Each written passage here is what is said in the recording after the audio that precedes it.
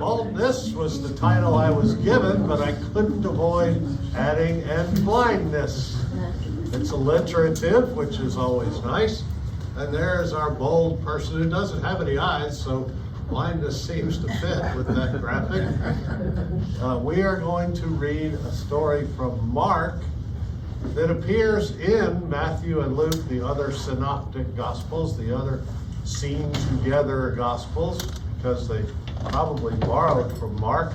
And actually, when we look at the parallel passages or the parallels to Matthew and Luke, I kind of scratched my head, because Mark is typically known, he's the shortest of the gospels, he's typically known for the word immediately, like 47 times. And things just move along, boom, boom, boom, boom, boom, without a lot of elaboration. He doesn't have long discourses by Jesus. You won't find the Sermon on the Mount or anything like that. But interestingly, in this account, we get more details in Mark than we do in Matthew and Luke. So I've asked you to think about that when we get there. So here's our story. They came to Jericho.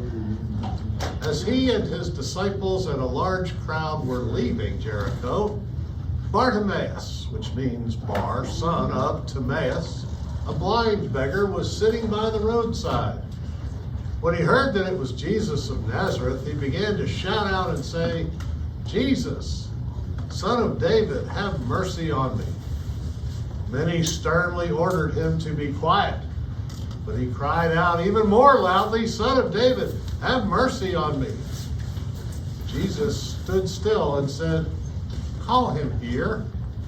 And they called the blind man, saying to him, "Take heart, get up, he is calling you." So throwing off his cloak, he sprang up and came to Jesus. Then Jesus said to him, "What do you want me to do for you?"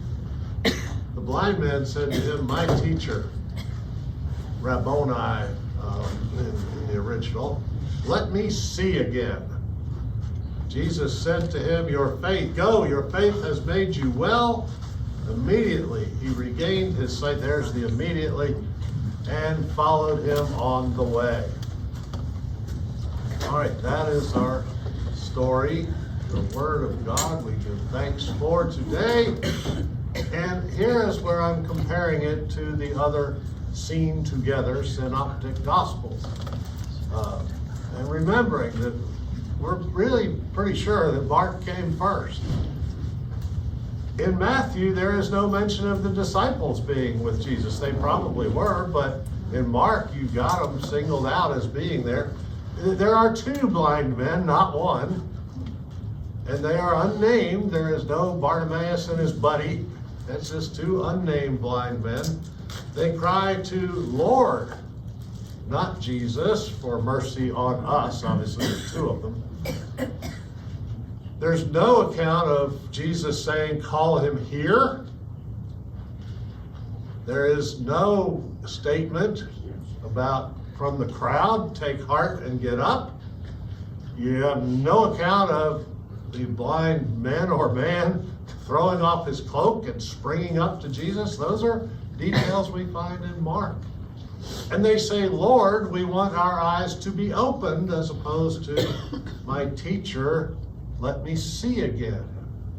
And Jesus heals the two men in Matthew's gospel. I told you to go see his because he heals them because he's moved with compassion. In Mark's gospel, he says, "Your faith has made you well." And this one, not unlike other miracles, Jesus actually gestures. He touches the eyes of the two blind men. So, my question for you at the bottom, a number of things to talk about. What might we learn from this comparison? Or what questions do we have after seeing this comparison?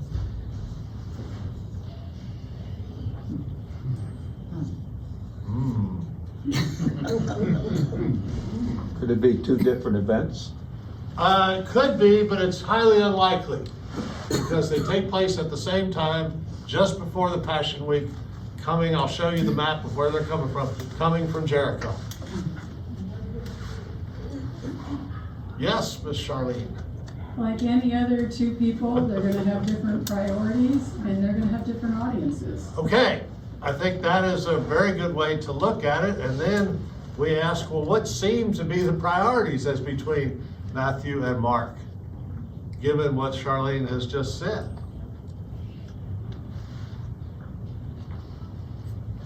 What about use of, go ahead. He was moved with compassion. Yeah, we like that. Yeah. Whereas Mark is focusing on the man's faith. Okay? Two blind men, sure, there could have been several. I mean, that one doesn't really tell me too much, other than Matthew is telling us about two, and Mark has singled out one of them. But what else has Mark done that neither Matthew, and we'll see in a minute, neither Matthew nor Luke do? He gives them a name. And what do we think that's all about?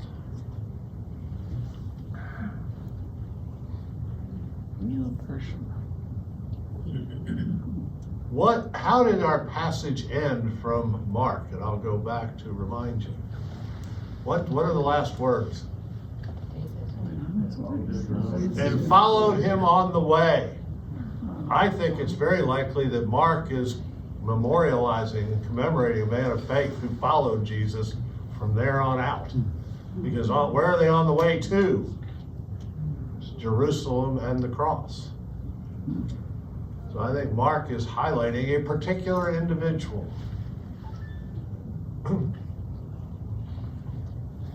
I like the different ways of, we want our eyes to be opened, which may signal more than just, let me see again.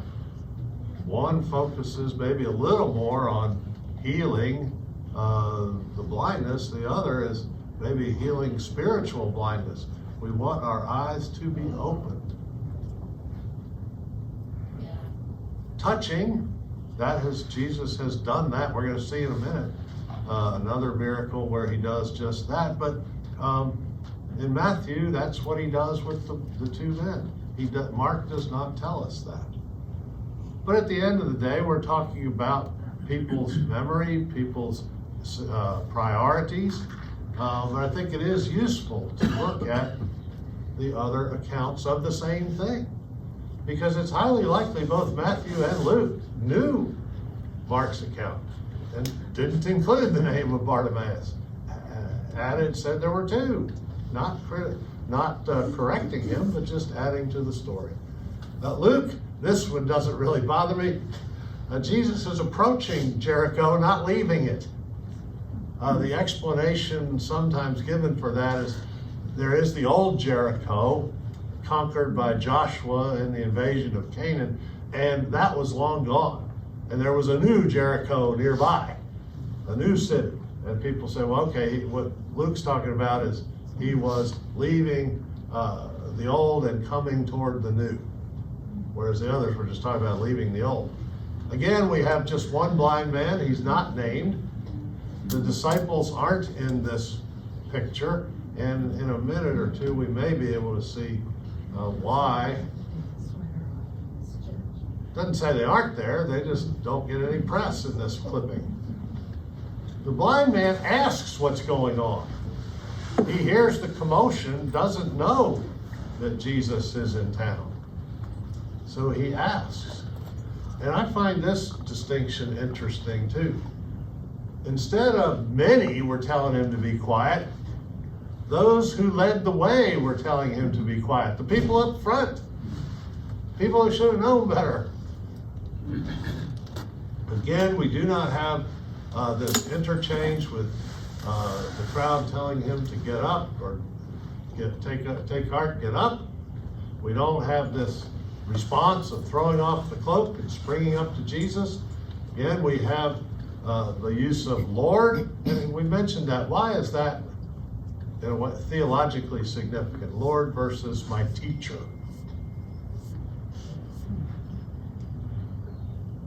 Gives him some suggestion of deity. Absolutely. It's the name that you hear in the Old Testament for Lord God. So at least in Matthew and Luke, we are getting the notion that they understand by the time they're writing this exactly who he is.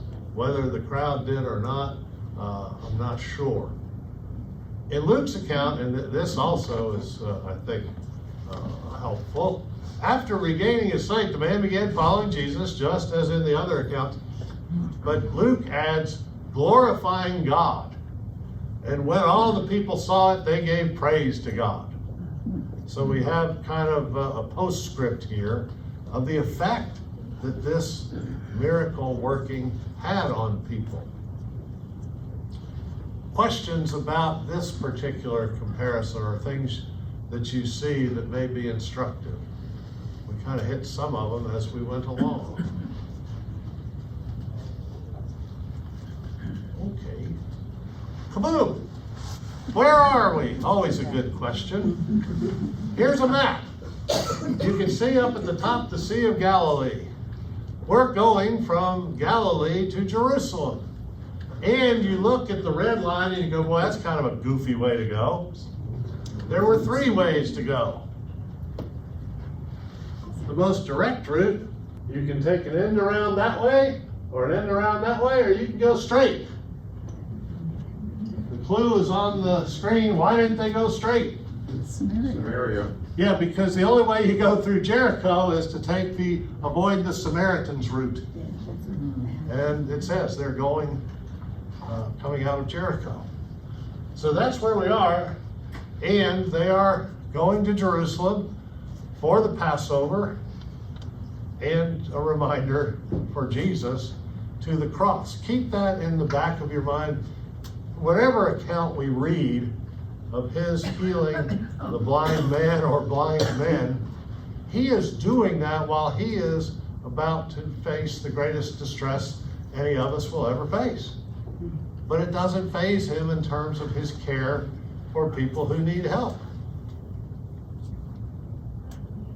So this, I think, really will help us understand what Mark is trying to do. Notice the cool bookends. Where are we in Mark's gospel? Mark 10:46-52, which we are studying, bookends a section with Jesus healing a blind man in Bethsaida in 8:22-26. So you have healing a blind man here, you have healing a blind man that we just read. And in the first miracle at Bethsaida, the first of those 2, he spits on the man's eyes. You remember that story because it's kind of gross. And sight is restored in 2 stages. You probably remember that too. The guy can start to see a little bit, but men walking look like trees. You remember that? But then he sees clearly. It's a 2-stage healing process. That story in that way is unique to Mark. I think it's pretty clearly a preview of those disciples that, remember, Mark has in his account, but not Matthew and Luke. For Mark, this notion of the disciples not seeing clearly yet, maybe seeing Jesus a little bit for who he is, but not fully understanding, I think that's really important. The movement from blindness to sight for the disciples. And when we look at what comes in the middle, between those bookends, it becomes even more clear. Immediately after the first bookend, the healing at Bethsaida, Peter confesses Jesus as Messiah. You remember, they're at Caesarea Philippi, and Jesus says, what are the people saying about me? Well, they had all kinds of wild ideas. He says, well, that's fine, but who do you say that I am? And Peter blurts out, Peter says, I don't know if he blurts it out or what he does, but he says, you are the Christ, Messiah, interchangeable language. And then Jesus tells the disciples gathered, that the Messiah must suffer and die. And Peter rebukes him. It's real clear. The message is, Jesus, you don't get it. That's not what happens to Messiahs. Messiahs win, they don't die. And Jesus utters those words that I never want to hear uttered to me. "Get behind me, Satan. You are, Peter, you are misunderstanding. You want me to deviate from the course that the Father has chosen for me. That is not the way this is going to go." So we have right here, right after the healing of the blind man of Bethsaida, Peter sort of seeing, but not clearly. He doesn't get what the Messiah is all about. And to give an even bigger picture, Mark's gospel, this passage with Peter confessing Jesus falls dead in the middle. Now, Mark didn't write in chapters. That came much later, the designations. But right in the middle. And it's real clear up to that point, Mark is giving us a whole series of things that Jesus did to show us that Jesus is really something different. And that he is the Messiah. Then, at this point in Mark 8, he has Peter answering the question that all the readers or hearers of that early gospel are probably asking, wanting to answer.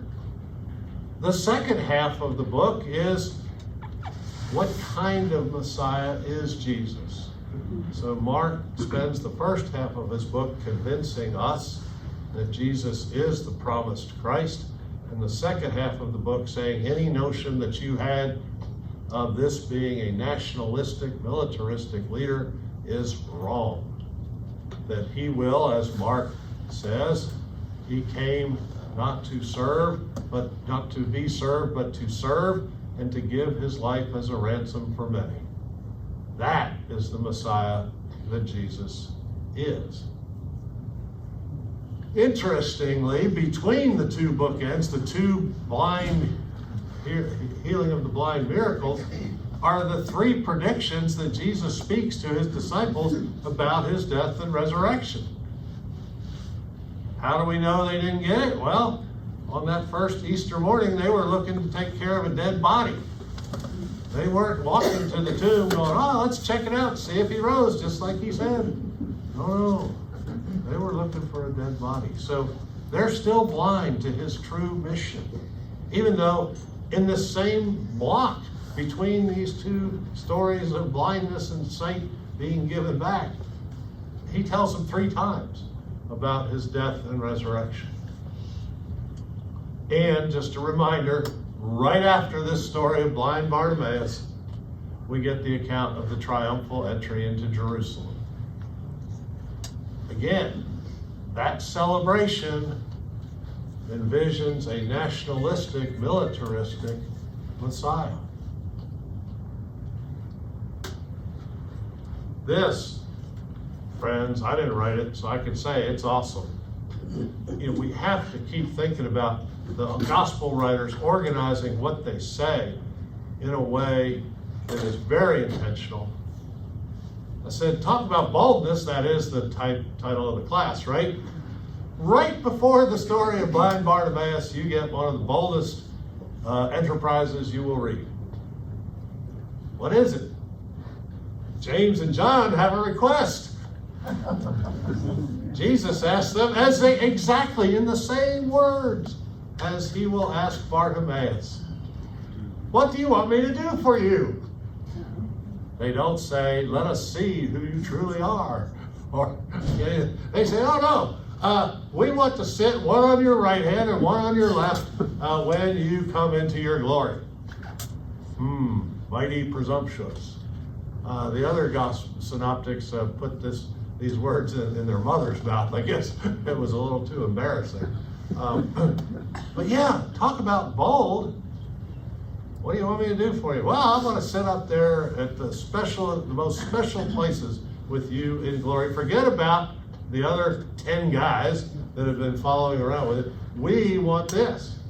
And so I posed the question, and I think Mark absolutely wanted us to consider this. Who is more blind? Those who want to sit on thrones, or the one who sits in the dust? There's your pictures. These guys, I found one that looked pretty haughty over here of these two guys. They're pretty confident.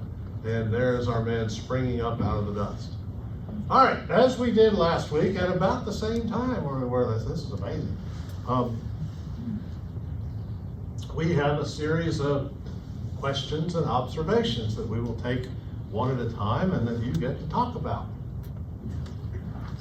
Kaboom! Beggars sought generosity from those on their pilgrimage to Jerusalem. Everybody knew who was coming through town. They didn't know it was Jesus, but they knew a large number of pilgrims were coming through town. What a better time to get some attention and some sustenance. And I asked, how was that going for Bartimaeus? We find him sitting in the dust. He's not doing so well. Everybody was planning to submit their money to him online, I suspect. Just saying, don't worry, I give online. Doubtful. Bartimaeus calls Jesus Son of David. And we do. This is the only time this title is used in Mark. What is Bartimaeus' vision of Jesus? And I've given you a couple of things to consider. Is this a messianic acclamation, an expression of faith, or both? What thinketh you? In the King James Version. What thinketh you?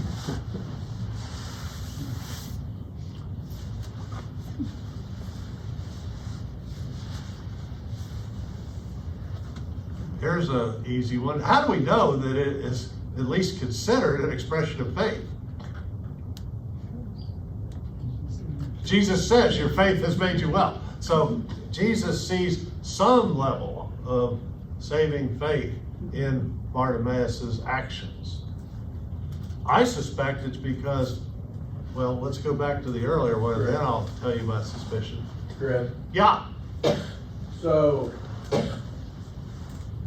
from the story, we assume that he knew something about Jesus, that he had heard of Jesus' popularity Yes. and powers, if you will. It did seem to matter to him when it was identified that Jesus was there. So, hard to determine whether he actually knew Jesus was in the line of David.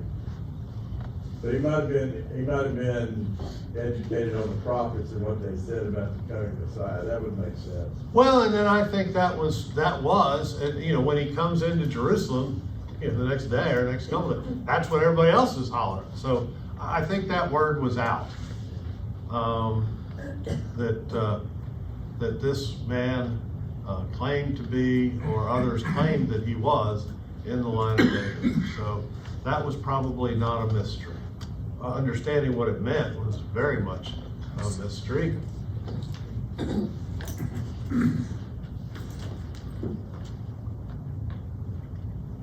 I think he, as Jim says, is really understanding Son of David in the way others are.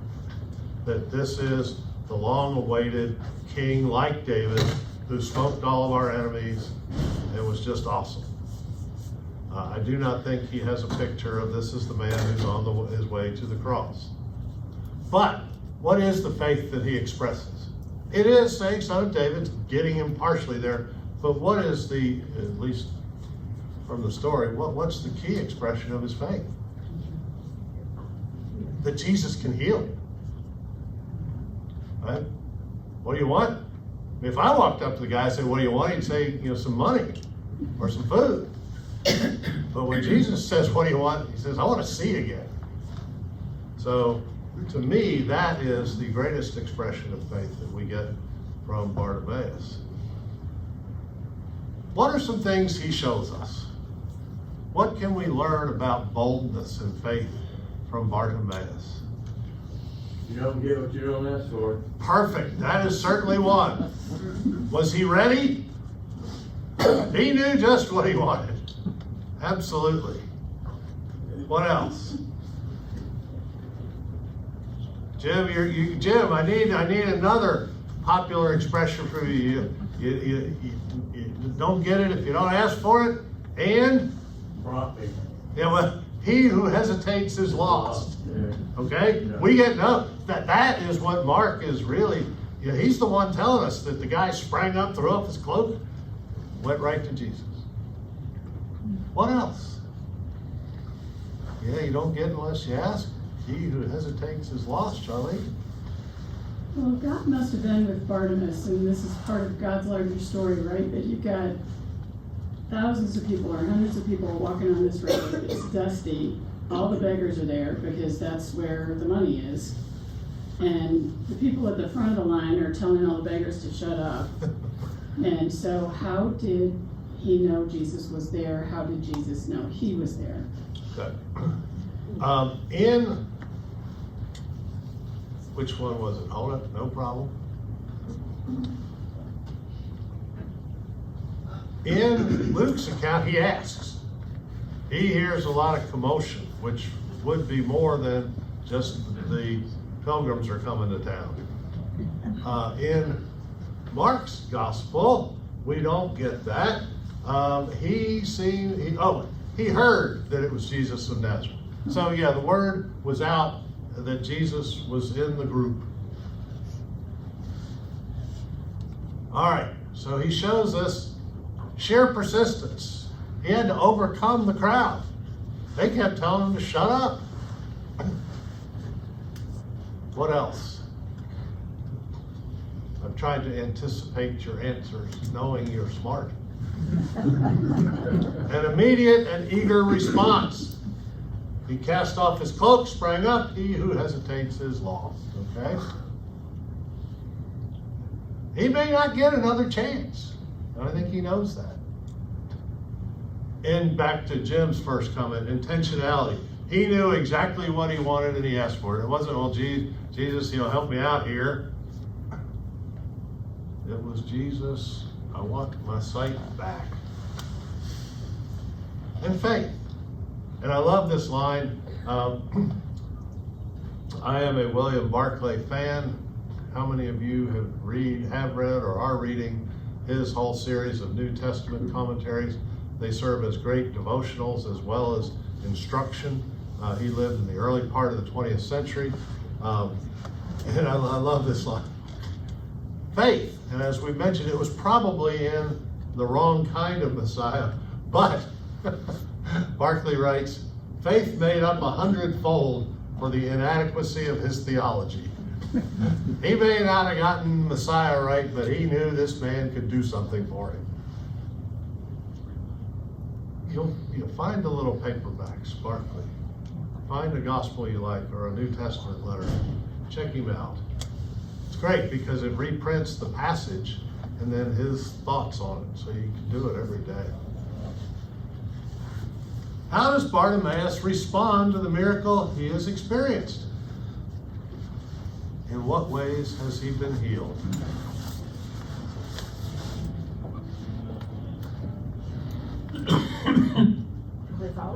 He follows Jesus. It wouldn't just thank you very much. It'd be great to see my family again. No. He follows Jesus, which tells us what? Is it only his optic nerves that have been healed? No, he's beginning to understand that this is a man to follow. All right.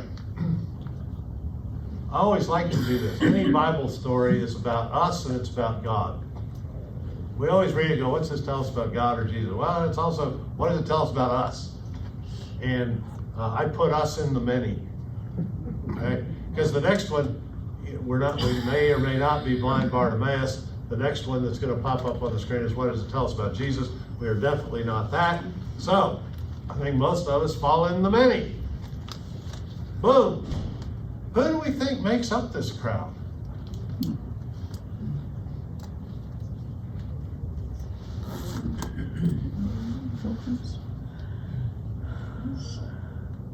Other people in need.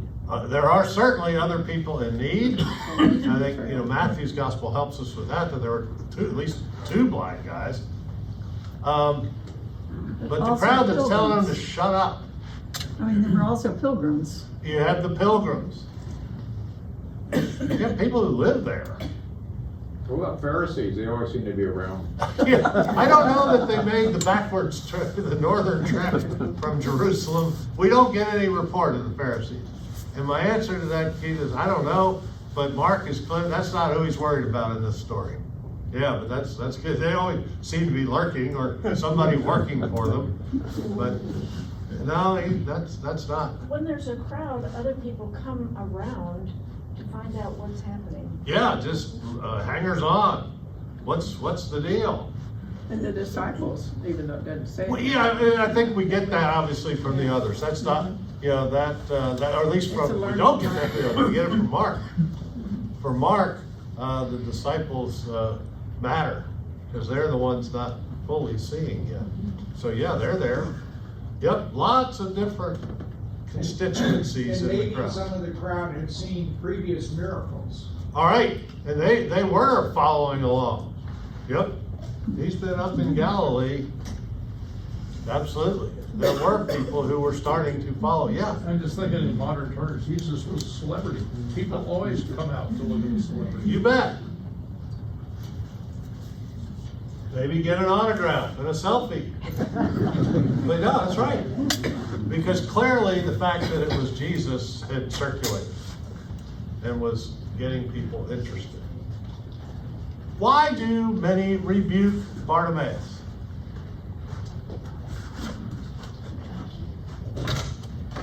Yes. They don't think he's worthy of Okay. Jesus' attention. This is an important guy. Yeah. Even though we don't fully understand what it means and what he's about to do. This is a teacher. This is a respected man. Quit bugging him.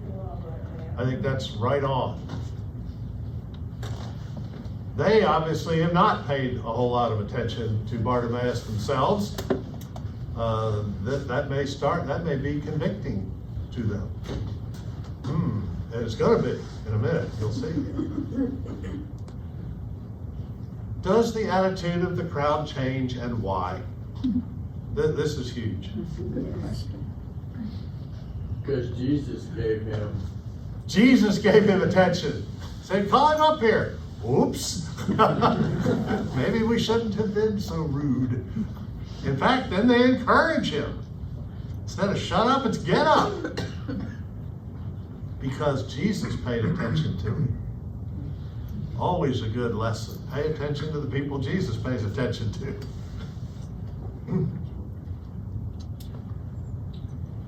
That's the question, obviously.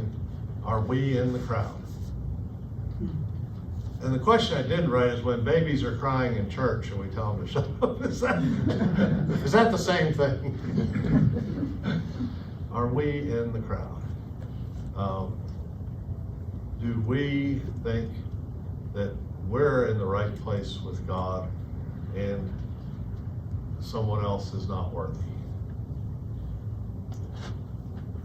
So Chris, whenever you hear a story of a crowd around Jesus, you always wonder, which person would I be in that crowd? Would I be the Absolutely. doubting Thomas in that crowd, or would I be the person that believed in that crowd?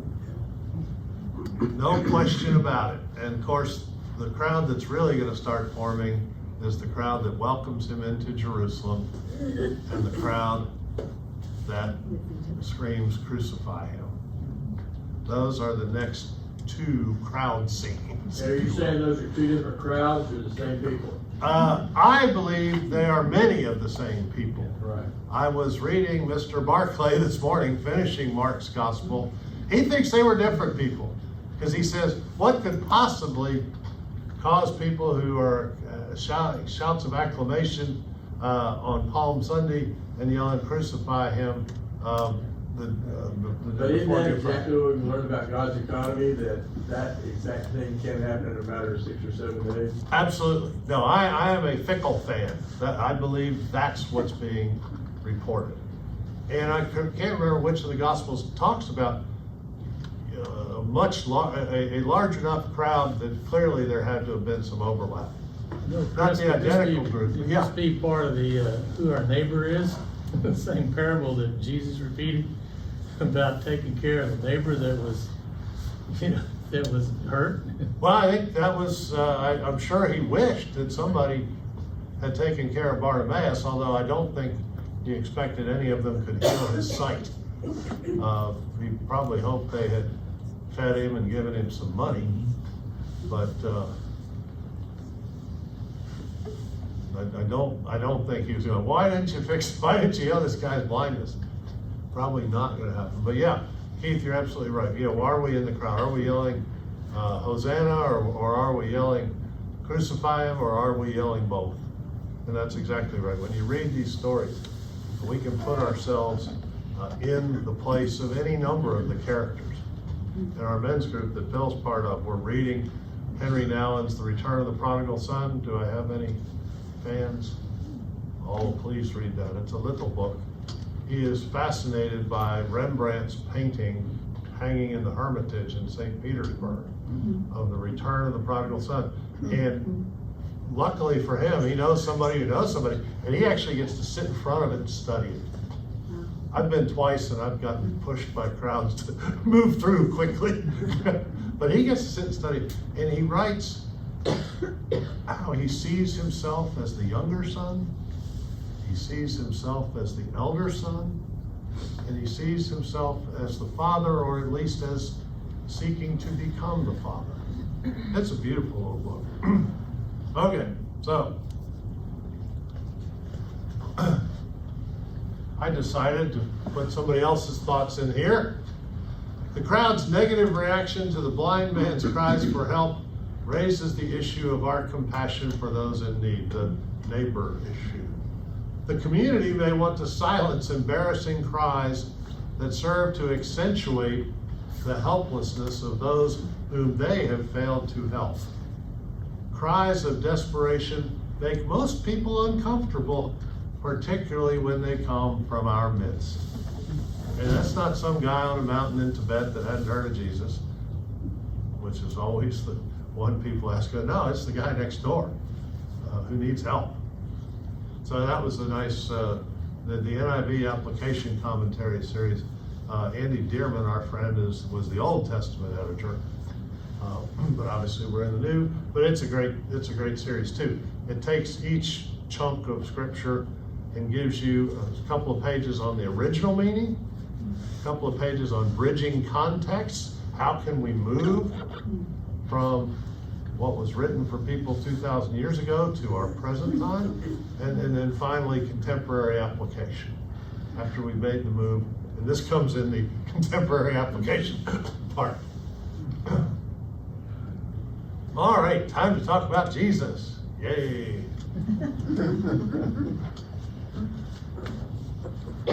Why does Jesus tell the crowd to call Bartimaeus?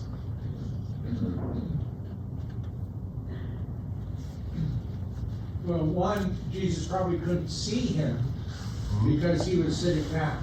Yeah, it was very good. And he certainly wasn't in a position to get to him through the crowd, probably. Okay, good.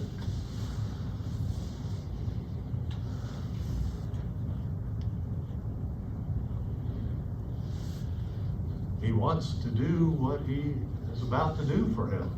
As the other gospel that we looked at, one of the others says, he had compassion on him. That's what Jesus does. And here you have a man crying for mercy. And this is our reminder. What is Jesus himself about to experience? What does this tell us about his concern for the marginalized? The people on the edge, the people that don't get any attention. Who's the only one in the crowd that gets his attention? The blind beggar. And what's Jesus about to experience? Scourging, humiliation, crucifixion. I think we could forgive him if he said, oh, this is really not where my head's at right now. But it was always where his heart was. He's fixing to get picked. Barabbas is fixing to be picked over him. That is true. That is exactly right. The murderer over the Savior. Now, we had this question last week. I softened it a little. Last week I said, what kind of a stupid question was that Jesus asked? He asked the same fairly obvious question here. What do you want me to do for you? Is that such an obvious question? Why or why not?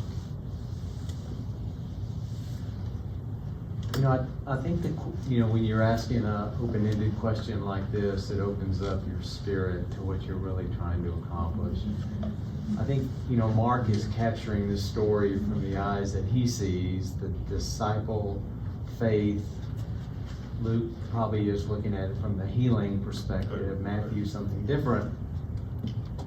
So what questions open up a dialogue without a judgment? And Christ being Christ is going to have so many messages in this, but I think if you really want to know something about somebody, asking the question, what are you asking me to do, is a really good question. No, I think that is so profound. It gives the man a choice, gives him something to say, gives him the opportunity. It values him. Yeah. It values his opinion. It's not, do you want me to fix your eyes? And I assume, given his state, it probably was fairly obvious what his problem was, but still, I think that's exactly right. It invites dialogue. And it gives the man, Bartimaeus, the freedom to act. This story is so incredibly dialoguing. Sometimes I'll go do something for one of our kids and Susan will say, "Did you ask them what they wanted?" Well, that was obvious. She goes, but did you ask them what they wanted you to do, or did you just go fix the problem? Yeah.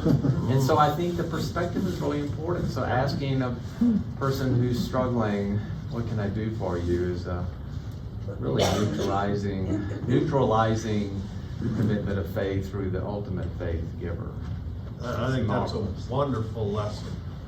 When I first went in to the prisons on an evangelistic weekend, where you're literally able to go cell to cell, you're able to visit with the guys anywhere. I had been in a teaching setting before, but this ministry assigned you a prayer partner to go in with, in case you were a little worried. Right. So I go in with this very enthusiastic young fellow, and we walk up to an inmate. He says, "Brother, if you died tonight, do you know where you'd be tomorrow?" That is not an open-ended question. No. I started to whisper to him, I said, "I think we ought to ask his name or where he's from, or what can we do for you?" What can I do for you? Yeah. What are you feeling? No, great point. Great point. The answer, Yeah, the answer of Bartimaeus could have been, I need to be able to eat and, have a life here, even if I can't see. No, absolutely. You could ask other things besides. That he'd be able, because it'd probably been a long time since he could see, he may be used to it. No, I think that's right. And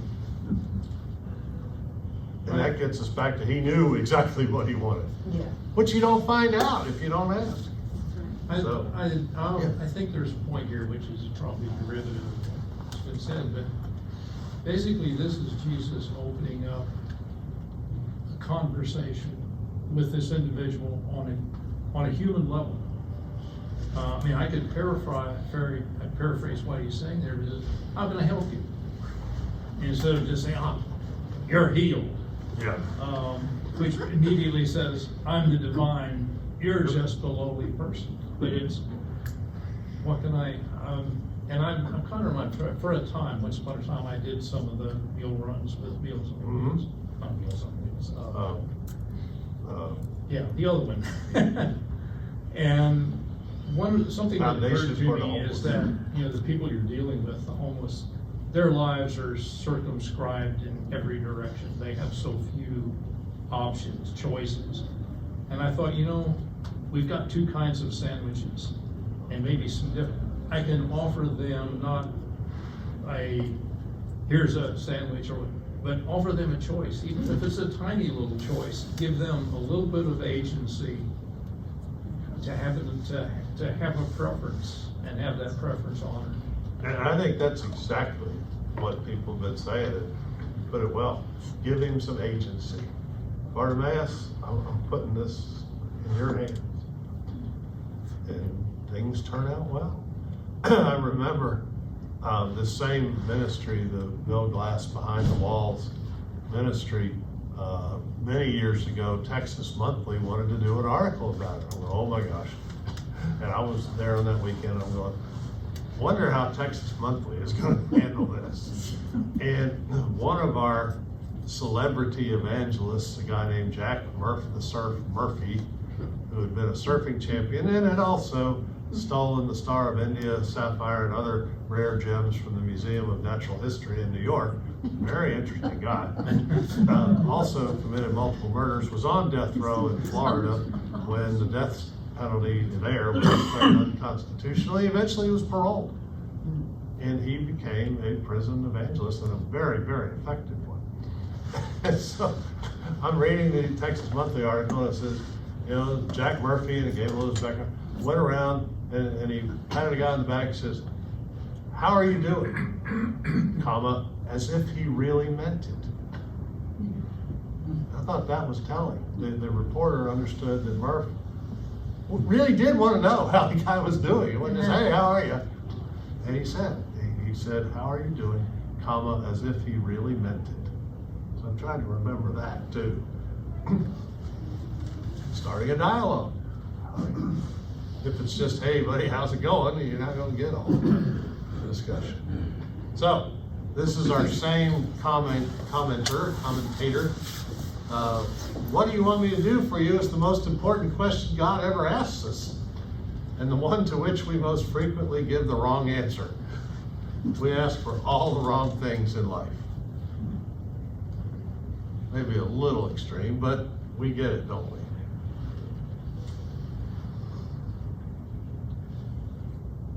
Bartimaeus' faith in Jesus as Son of David was inadequate, back to our friend commentator William Barclay. Does Jesus correct him? Yo, dude, I'm much more than that. Yeah, if you take the genealogy back far enough, you can call me Son of David, but that's really not the point. Does he do that? He does do that, if you remember, in Mark 12 coming up.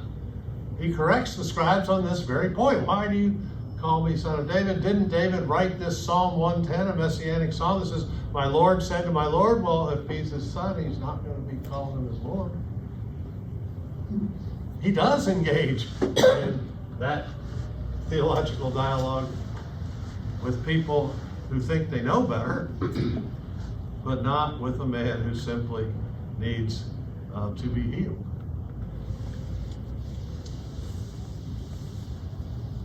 The present episode reveals that as the Son of David, and this is really a nice summary statement, Jesus expresses his royal authority in works of healing and mercy for the despised outcast, not in rounding up recruits for a revolution.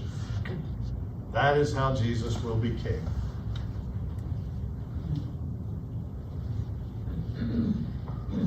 Here's one that you probably remember from earlier miracle stories. Does Jesus enjoin Bartimaeus to keep quiet about what has happened? It's not in here. Why not? Well, he's getting close to the end. Where are we on the timeline? Yeah, it's okay. It's okay for word. The word's already out. No harm done. He always told him to be quiet because the word getting out about a Messiah that people didn't really understand what that was would have cut short his mission. At this point, it's only got a week to go. And does Jesus say to Bartimaeus, follow me, like he did to Matthew, Levi the tax collector? No, but what does Bartimaeus do? Yeah. He didn't have to. Maybe he knew that. Bartimaeus just came right along. Do I have any more? Yes. Seemed appropriate. Amazing grace, how sweet the sound that saved a wretch like me. I once was lost, but now am found, was blind, but now I see. And for most of us, we're not singing about physical blindness. And so that's a reminder that Bartimaeus' boldness resulted not only in his regaining his sight, but in his following the Savior. You know, John 3:16 basically poses the same question. We have the same option. We can either receive the gift or not.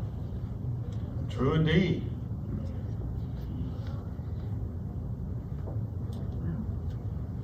Thoughts, ideas, wonderings? We're so on time, it's cool, yeah. As we get closer to the end, this seems like Bartimaeus really did see Jesus. There's a real possibility that you could read this, that Bartimaeus saw him as more than just an earthly king or a magician. And it's a nice piece of the story, because right after that, as you said, we've got the two disciples fighting over who's gonna have a seat of power next to him, and I don't think they got it at all. Maybe they did, I don't know, but it's not. Well, no, I mean, not if they're still looking for a dead body to take care of on Easter morning. Yeah. No, I think you're right, and back to why is he named, I think he became someone, or at least was known in the Christian community. Simon of Cyrene will be coming up carrying the cross, same thing. It even tells us who Simon's sons were, Rufus and who's the other guy? Anyway, that always tells us that these people were remembered, not just for the miracle, not just for carrying the cross, but for what came afterwards, that they became staunch members of the Christian community. You know, I think right place, right time, and grace is a big word. I mean, you know, we all remember Rosa Parks, not because she was the only one, just because she happened to be right place, right time. Right. Bartimaeus just was right place, right time. And I think the story of how Christ communicates with us is, you know, it's just such a open-ended discussion of, you know, the prodigal son speaks so much to so many people about an incident that happened that we can learn so much about. It's not transactional by any way. It's very holistic in its approach of love and grace. So I think he's right place, right time. He'll never be forgotten. No, I think that's right. Like the woman who anointed Jesus with precious nard, Right. who says, wherever people go, they'll know this story. And, you know, and we read it in church 2,000 years later. Right place, right time, but you still have to do you still have to do something. Right. I think that's always something to pay attention to. She did pour the nard on him. He did cry out for mercy. You gotta do something, you can't just sit there. Other thoughts? The end.